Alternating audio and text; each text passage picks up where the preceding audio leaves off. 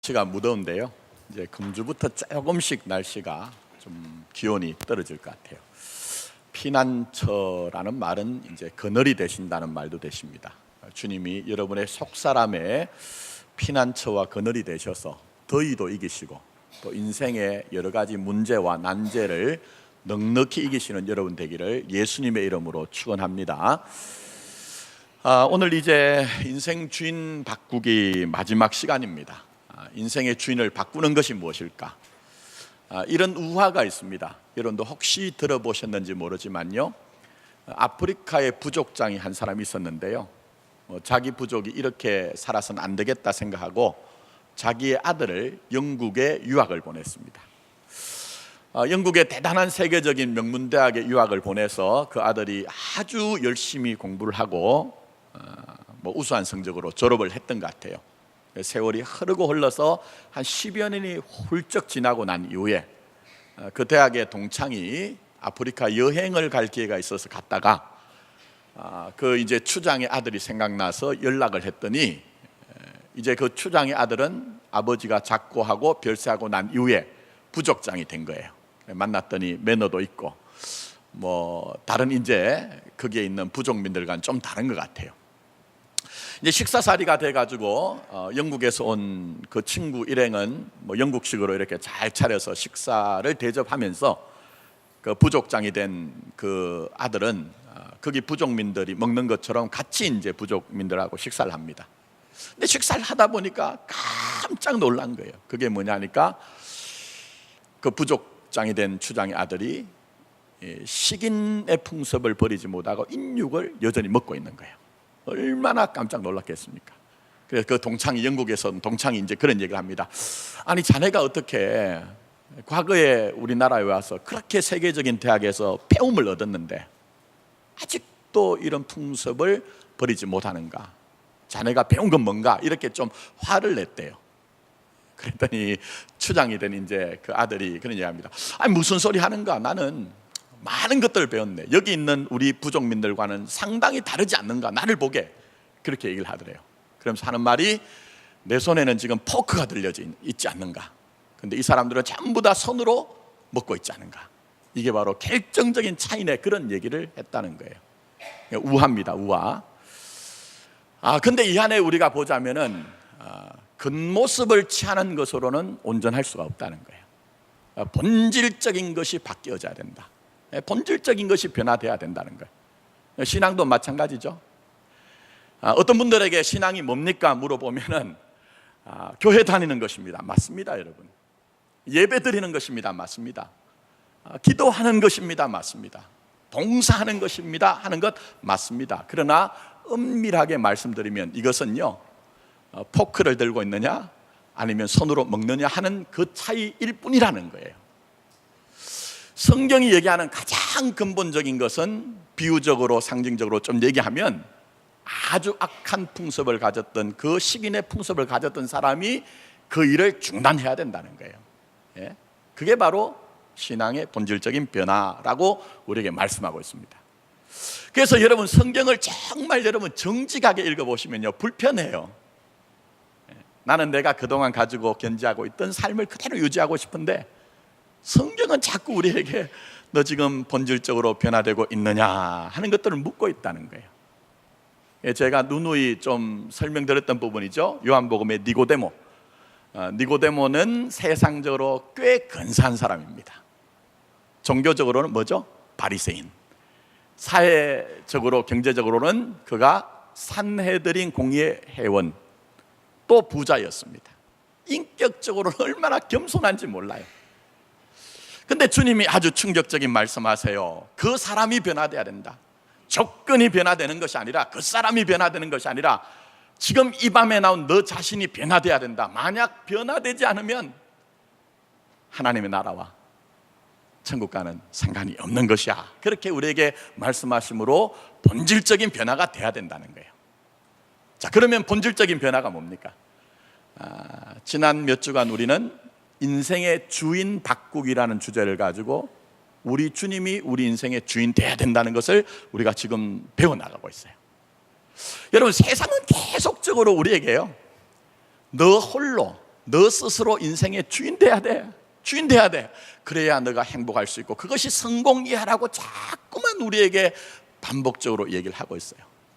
근데 주님은요, 그 대척점에 서서 아니라고 말씀하세요. 아니라고 말씀하세요. 너 인생에는 진짜 주인이 있다고 말씀하세요.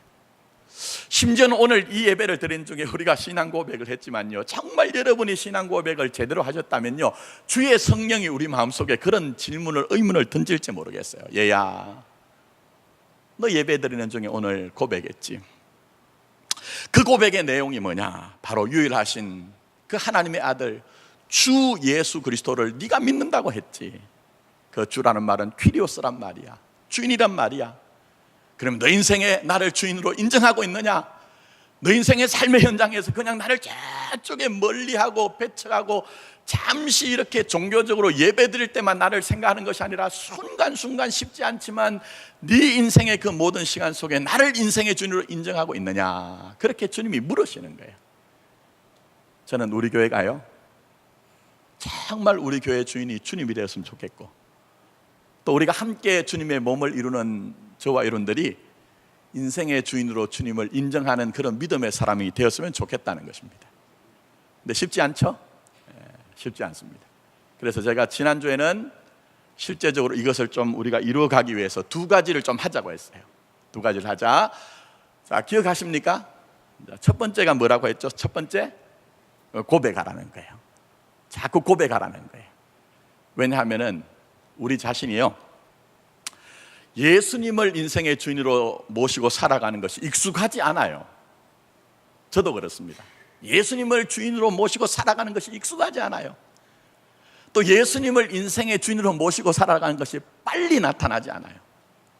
그러니 마음으로 믿어 의에 이르고 입술로 시인해서 구원에 이른다고 말씀했기 때문에 우리가 이것을 좀 확대해서 우리가 좀 적용을 하자면 날마다 순간순간마다 예수님이 내 인생의 주인입니다 하는 것을 좀 입술로 고백하자는 거예요. 그래서 제가 말씀드렸죠. 사업을 하시는 분이면 열심히 하세요. 이 어려운 시기에 열심히 하셔야 됩니다. 근데 근본적으로는 주님 앞에 나가, 주님, 이 사업 주님이 주인이십니다. 주님이 주이십니다. 또 우리가 자녀를 양육하시는 분이라고 하면 열심히 자녀들 우리가 길러야 되지만 근본적으로는 주님, 이 녀석들의 인생의 주인은 주님이 아니십니까? 인도해 주십시오. 그렇게 좀 고백하고 기도하자는 거예요. 또 인생에 문제가 생겼을 때도요, 물론 내 문제입니다. 내 문제예요. 내 문제이기 때문에 아프고 힘들지만 주님, 궁극적으로는 이 문제는 누구의 것이라고요? 주님의 것입니다.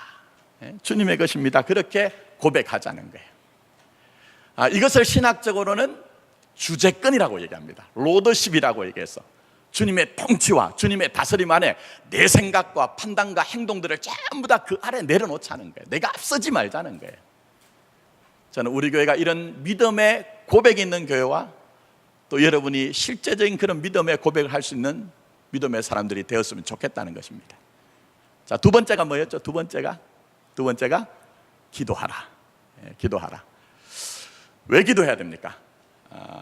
지난주 본문의 야고보 사도는 고난 중에 있으면 뭘 하라고 했죠? 고난 중에 있으면 기도하라고 했어요. 근데 고난이라는 것이요, 오해하지 마실 것은 우선 인생에 커다란 심각한 문제가 왔을 때만 고난이 아니에요. 여러분, 그렇게 이해를 하시면요, 기도가 일상화될 수가 없다니까요. 성경이 얘기하는 근본적인 고난은요, 믿는 자들이면 당하고 있는 모든 믿음의 현실들이 고난의 현실입니다. 왠지 아십니까? 여러분, 영적 정체성은 하나님의 백성과 자녀란 믿음의 고백이 있으시죠? 다 있잖아요. 근데 몸의 현실은 오늘 우리가 성시교독을 한 것처럼 무엇을 먹을까, 입을까, 마실까, 입을까 하는 삶의 현실이 있는 거예요. 그러니 참 믿음으로 여러분이 살기가 힘든 거예요. 그러니 믿음의 현실은 고난당하는 것이 우리에게 어차피 정상적이란 거예요.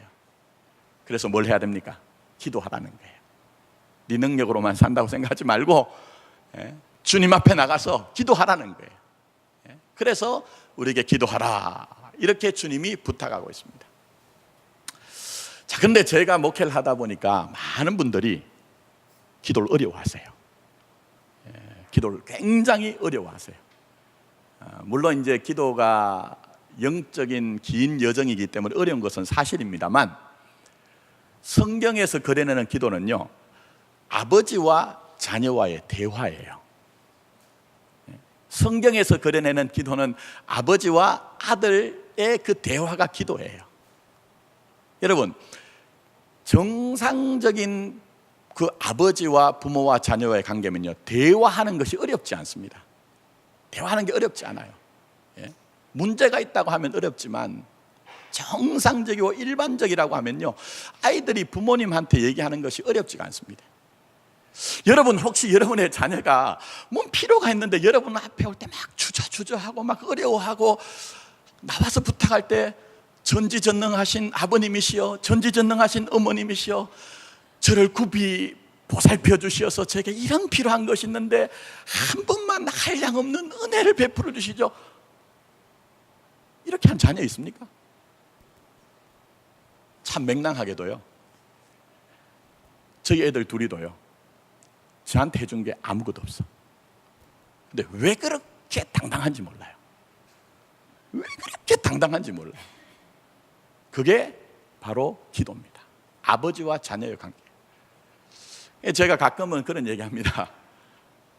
제가 새가족 성경 공부는 직접 하지 않습니다만, 새가족들을 만나거나 또 때로는 기도가 어렵다고 하는 분에게는 이렇게 설명해요. 어떻게 설명하느냐, 한번 들어보세요 하고, 아이고 죽겠다, 아이고 죽겠다 하면 이건 불평과 원망이지만, 하나님 죽겠습니다 하면 이거는 뭐라고요? 기도라고요. 얼마나 간단합니까, 여러분? 얼마나 간단하냐는 거예요. 근데 이 작은, 여러분, 그 기도에 대한 이해가 우리의 삶을 새롭게 해서 우리의 인생을 기도로 경영해야 돼요. 그럴 때만 우리는 우리 인생의 주인이신 주님을 만나고, 그 주님이 여러분을 통치하고 다스림으로 말미암아 좁은 길을, 협착한 길을 간다 할지라도 생명으로 나타나는 하나님의 뜻이 이루어지는 삶을 살 수가 있는 것입니다. 저는 우리 교회가, 또 여러분들이 그런 교회가 되고 믿음의 사람이 되기를 다시 한번 예수님의 이름으로 축복합니다. 자, 오늘은 마지막으로 인생 주인 바꾸기 마지막 실행편이에요. 오늘 세 번째로 주님이 말씀하시는 것은요, 맡기라고 말씀하세요. 뭘 하라고 말씀하세요? 맡기라고 말씀하세요. 성경이 우리에게 설명하는 신앙은요, 많은 경우에 맡기는 것이라고 얘기합니다. 자, 3절 말씀 한번 보세요. 거기 한번 잘 보시면, 너의 행사를 여호와께 어떻게 하라? 맡기라 얘기하는 거예요. 맡기라. 맡기라는 거예요, 여러분. 제가 기회가 되면 나중에 인도네시아에서 지금 사역하시는 이용규 선교사님 한번 모시고 싶은데요, 이분이 전에 한번 공전 히트를 친 굉장히 좋은 책, 신앙서적을 만들어냈어요. 첫 번째가 어떤 책이죠? 내려놓음.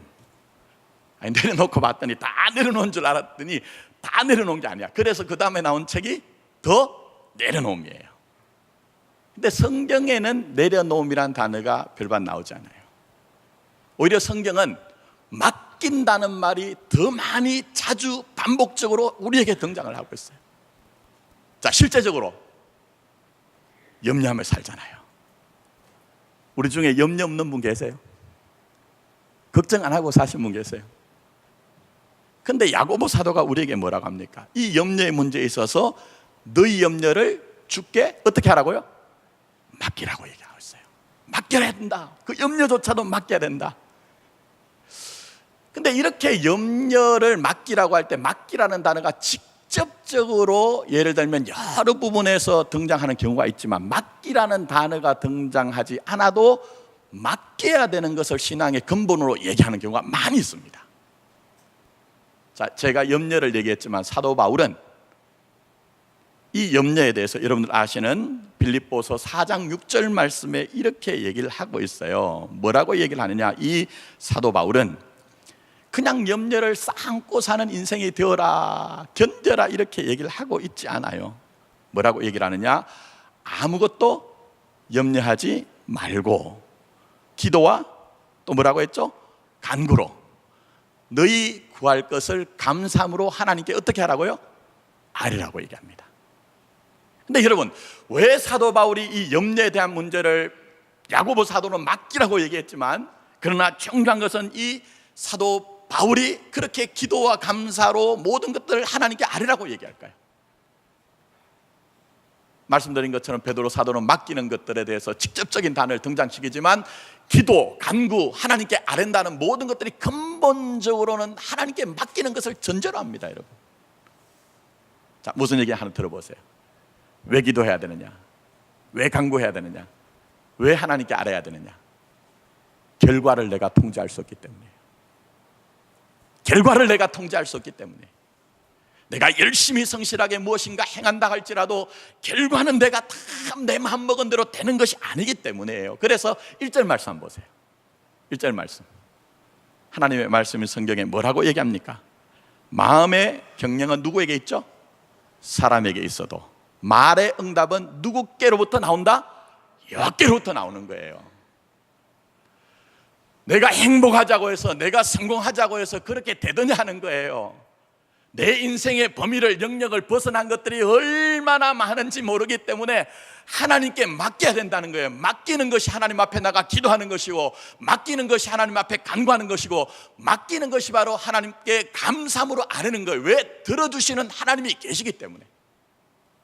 그래서 비록 베드로 사도처럼 하나님께 맡기라는 말이 등장하지 않지만, 근본적으로는 맡기는 것이, 위탁하는 것이 우리의 바른 신앙이란 거예요. 여러분, 요즘 내 인생과 내게 등장한 문제를 어느 정도 맡겨야 되겠다고 생각하십니까? 어느 정도 맡겨야 되겠다고 생각하세요? 제가 지난 수요일부터 금요일 태수의 기간에 선배님을 좀 만났습니다.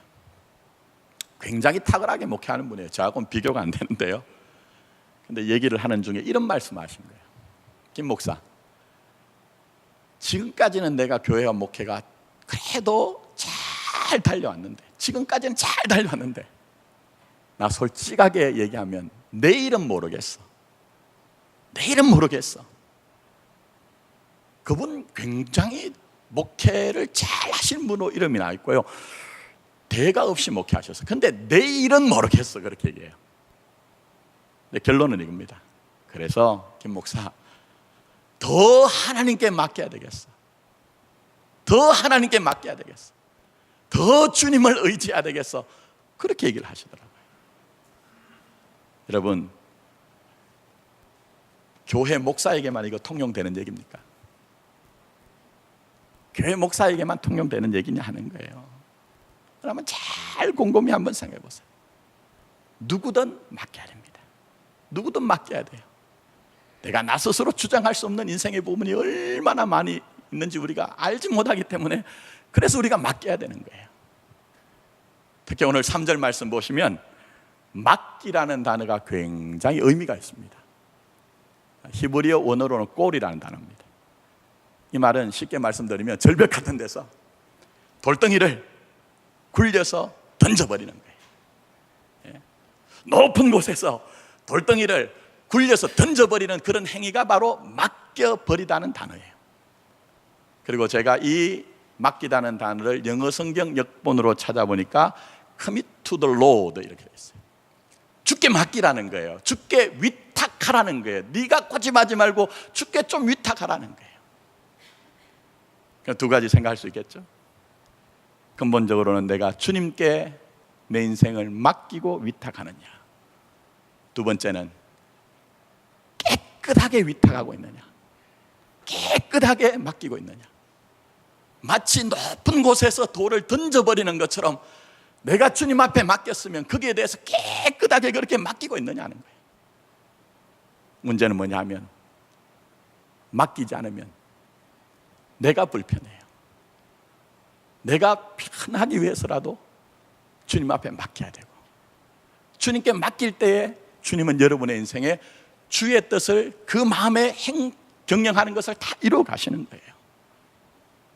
그래서 3절 말씀 한번 보십시오. 거기에 보시면 이 여호와께 맡기라는 말이 등장하기 전에 2절에 먼저 얘기하는 게 있습니다.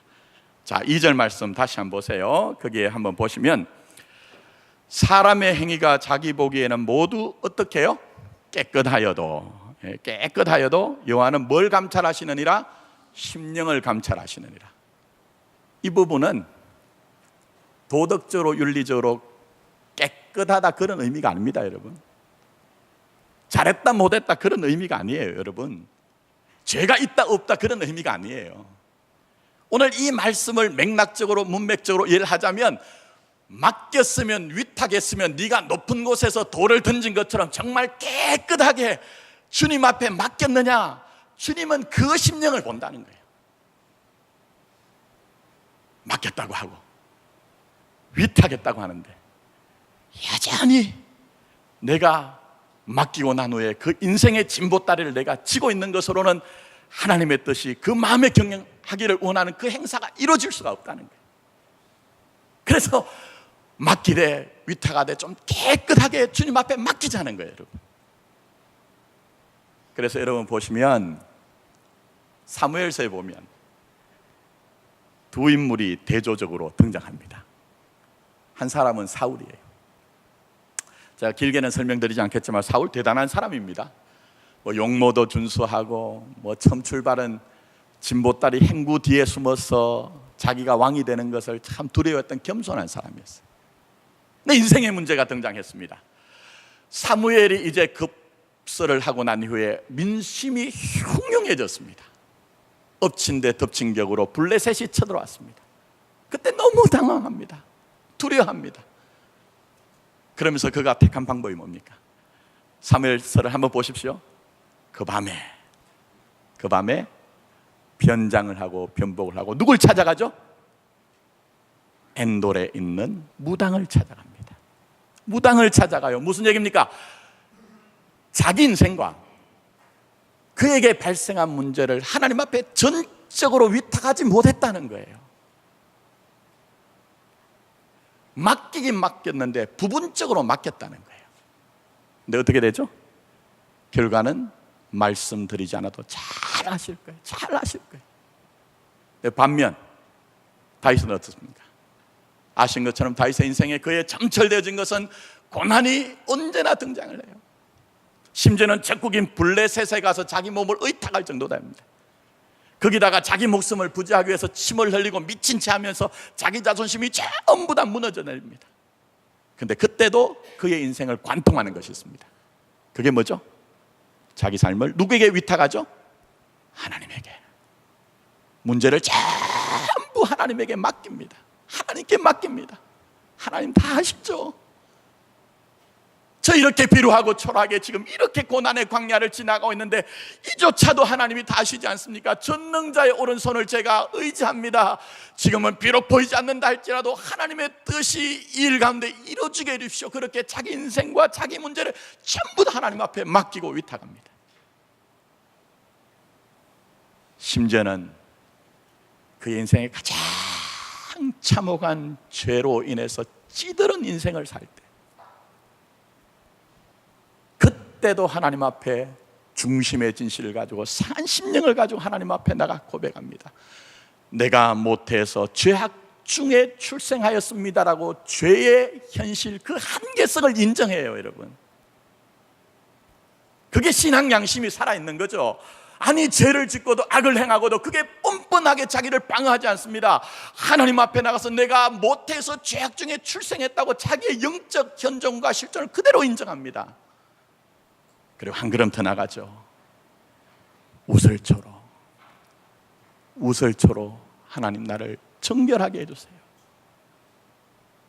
내가 나 스스로 의롭지 않은 것 아니라 주의 의에 내 죄악조차도 전부 다 맡겨버립니다. 전부 다 그 죄악조차도 내 인생, 이런 인생이 주님 앞에 맡겨버립니다라고 얘기하잖아요. 그게 바로 다윗을 다윗되게 한 거예요. 마음에 합한 자라고 하는 다윗을 다윗되게 한 거예요, 여러분. 그의 지식이나 그의 능력이나 그의 경험이 다윗을 다윗되게 한 것이 아니라 그 인생 전체를 하나님 앞에 맡기고 깨끗하게 위탁한 것이 다윗을 다윗되게 한 거예요, 여러분. 그런 점에서 기독교 신앙은요, 근본적으로 자기 스스로 의인되는 거 아닙니다, 여러분. 자기 스스로 의인되는 거 아니에요. 의로우신 주님에게 비록 나는 죄와 허물이 있을지라도 주님께 나를 맡기는 거예요. 내가 내 능력으로 인생 사는 건 아닙니다. 말씀드린 것처럼 전능자의 오른손에 우리 인생을 맡기는 거예요. 그게 바로 성경이 우리에게 말씀하고 있는 기독교 신앙인 것입니다. 아무쪼록 오늘 예배 가운데는 저와 여러분들 인생 전체와 여러분의 인생의 무대에 자꾸만 등장하는 여러 가지 문제들조차도 전적으로 주님 앞에 맡길 수 있길 바랍니다. 부분적으로 맡기는 것이 아니라 전체적으로 주님 앞에 맡김으로 말미암아 마음에 경영한 것을 이루어 가신 하나님의 커다란 은혜가 오늘 예배 가운데 믿음으로 예배드린 여러분의 있기를 예수님의 이름으로 축복합니다. 자, 오늘 이제 마지막 시간인데 제가 한 걸음을 좀 더 나가서 실제적인 것들을 좀 얘기할게요. 맡긴다고 하는데, 위탁한다고 하는데 어떻게 해야 됩니까? 하는 그런 의문이 생겨요. 근데 신앙은요, 생각으로만 머물면 그것 거짓 신앙이 되기 쉽습니다. 몸으로 살아낼 수 있어야 진짜 신앙인데요. 그래서 제가 오늘 맡기자 했는데 어떻게 맡겨야 되는지 간단하지만 두 가지만 말씀드릴게요. 먼저는 몰라. 뭐라고요? 몰라. 이거 자꾸만 고백하세요. 몰라라고 여러분이 순간순간 고백하세요. 여러분, 우리가 가진 마음의 어려움 가운데 하나는요, 말씀드린 것처럼 내가 결과를 통제할 수 없다는 거예요. 내가 결과를 통제할 수 없다는 거예요. 우리가 산수에서는 1+1이 뭐죠? 2입니다. 뭐 이런 것까지 물어야 되나? 기분이 나쁘실지 몰라도. 근데 희한하게도 사람들은요, 자기 마음속에 그런 산수의 공식을 가지고 삽니다. 내 인생에 1을 내놓고 내 인생에 1을 내놔서 더하면 2가 나와야 된다는 강박적인 생각을 누구나 다 가지고 있어요. 근데 여러분, 지금까지 살아보시니 정말 인생이 그렇게 되던가요, 여러분? 예? 내 생각, 내 판단, 내 계획대로 정말 인생이 만들어지던가요, 여러분? 그거 아닌 거 아시죠, 이제? 아닌 거 아시잖아요. 그렇기 때문에 오늘 주님께서 맡기라고 하는데 어떻게 맡겨야 되느냐? 다 알지 못해도, 다 이해가 안 될 때, 그때 뭐라고 하라고요? 몰라. 몰라. 그렇게 여러분이 선언을 하시라는 거예요. 그렇게 선언을 하시라는 거예요. 지금은 모른다는 것을 인정하라는 거예요. 여러분, 한번 잘 생각해 보십시오.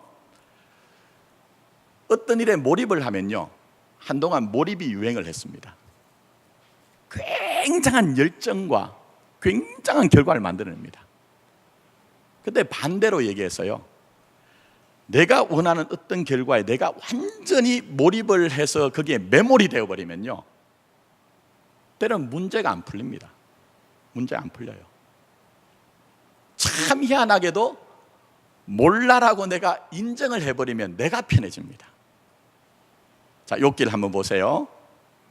욥이 중요한 고백했죠. 주신 자도 여호와시오, 취하실 자도 여호와시오니, 이 고백했잖아요. 근데 많은 분들은요, 그 한 구절 가지고 욥의 전체를 때려잡습니다. 근데 정말 성경을 여러분 한번 보세요.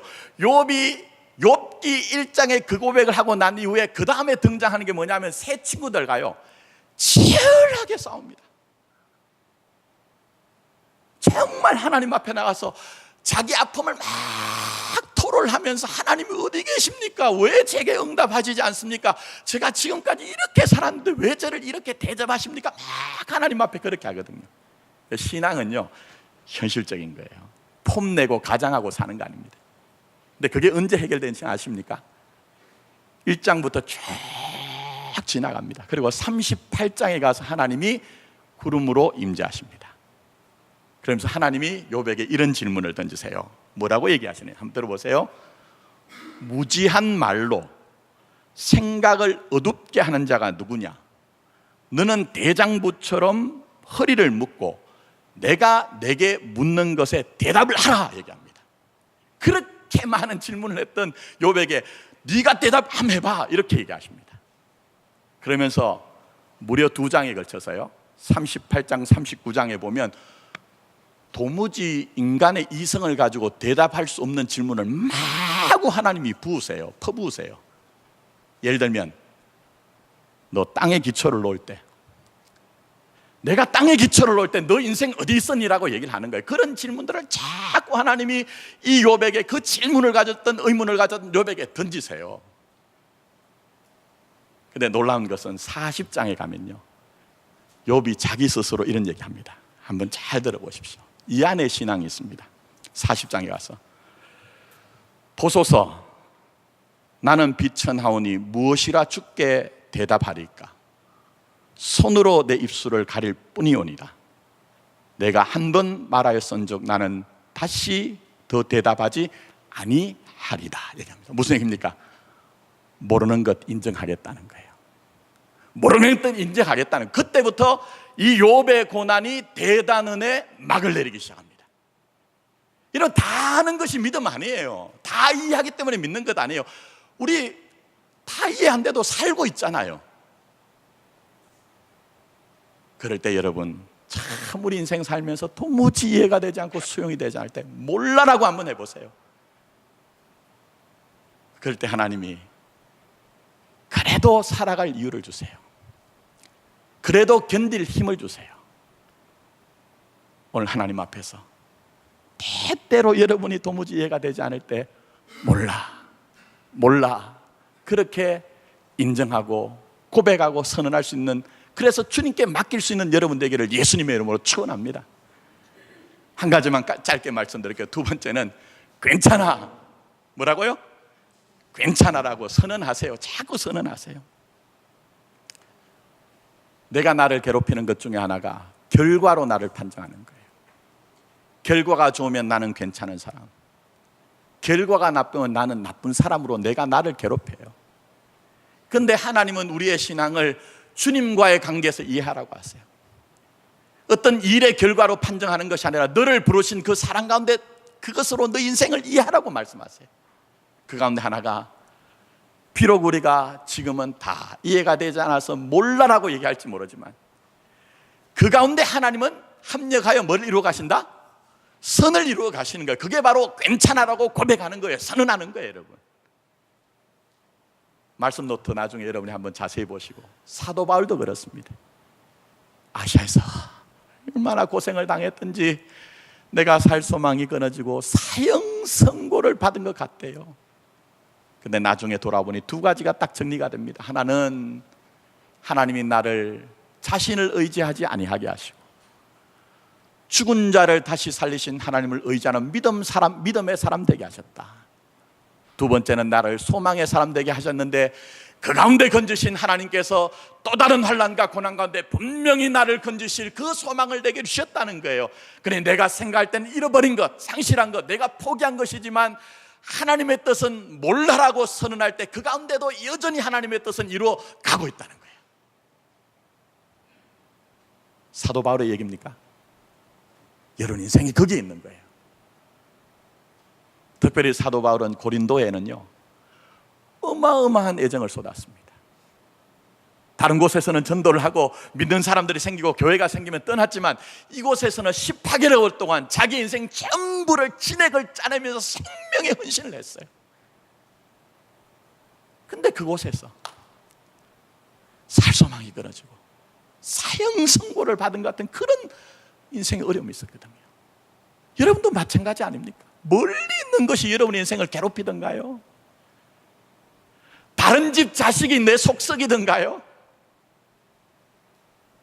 다른 교회의 성도들이 나를 어렵게 하던가요? 여러분, 내가 정말 특심한 애정을 쏟아서 이곳에 내 인생이 있다고 했던 그곳에서 여러분의 인생이 살소망이 끊어지고 때로는 사형 선고를 받은 것 같잖아요. 근데 그 일로 판정하지 마시라는 거예요. 하나님의 부르심을 입은 자, 하나님의 부르심을 입은 자, 곧 그의 뜻대로 부르심을 입은 그들에게 어떤 일이 생깁니까? 이런 일 저런 일 다 지나간다 할지라도 그 가운데 합력하여 뭐를 이루신다? 선을 이루신다는 거예요. 그래서 괜찮아라고 고백하시라는 거예요. 여러분. 이제 말씀했습니다. 2조차도 다 지나갑니다. 2조차도 다 지나갑니다. 2조차도 나를 믿음의 사람, 소망의 사람 되게 하게 하신 하나님의 섭리와 경륜과 뜻이 누구에 있죠? 여러분과 여러분이 섬기시는 이 교회 가운데 있습니다. 아무쪼록 우리의 짐을 대신 져주시기를 원하시는 주님 앞에 때때로 당하는 일들 가운데 몰라, 괜찮아라고 고백도 좀 하시고 믿기도 믿으셔서 여러분의 마음에 경영하시는 바를 이루시는 그 하나님의 놀라운 은혜를 입을 수 있는 여러분의 삶이 되기를 다시 한번 예수님의 이름으로 축원합니다. 기도드리도록 하겠습니다. 하나님은 살아계시고